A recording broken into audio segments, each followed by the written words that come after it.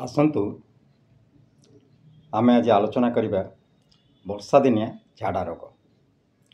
साधारणतः वर्षा दिने पानी संक्रमण कि खाद्य संक्रमण आमर झाड़ा रोग होता है।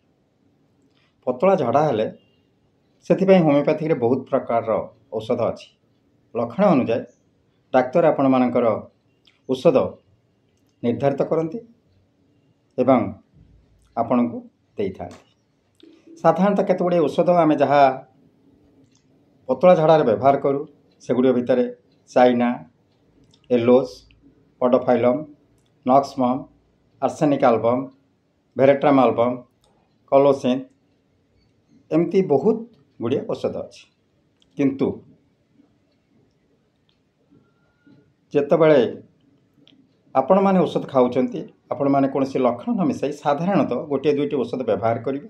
जदि आपण मानक सुफल न मिलला ताहले निकटस्थ कौन जन शिक्षित होमिओपैथी डाक्तर पाखरे आपण जाई परामर्श करंतु। आपण को झाड़ा हेले प्रथमे चाइना 200 दिन को 3 थर खातु।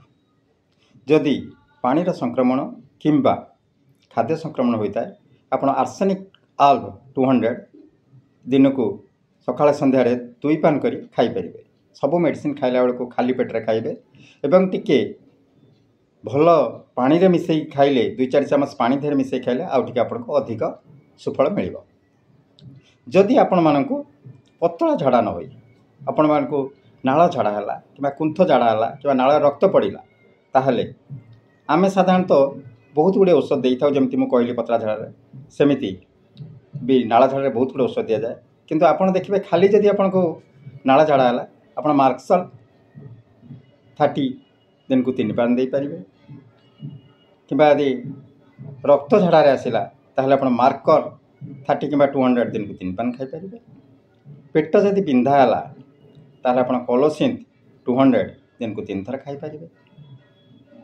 जदि रक्त भी आसूची कुंथ भी रोचे ताहले आप टेरेबिंथ 200 दिन को 2 थर 3 थर खाई पारे। किंतु सब बेले आप मन रखिए जमीती आप कौन से संक्रमित खाद्य खाती ना एवं खाइबा को जीवा पूर्व आप भल भाव हाथ को साबुन रे धोइबे, शुद्ध पानी पीबे, बारंबार पानी पीवा को चेष्टा करेंगे एवं आपण ओराल फ्लूइड जहाँ आमर आसूची ताकू खाई पारे किंबा ORS जोटा आप कहते सेटा खाइबे किंबा आपण घरे ग्लास पानी रे चामचे चीनी टिके लुण देकी गोले दी सेटा को बार बार पी पारे। देहरे आपणकर जल अंश कमिगले झाड़ा आदौ भल हम ना।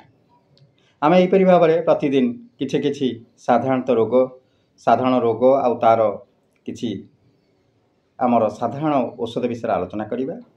आज पई रहउछि। धन्यवाद।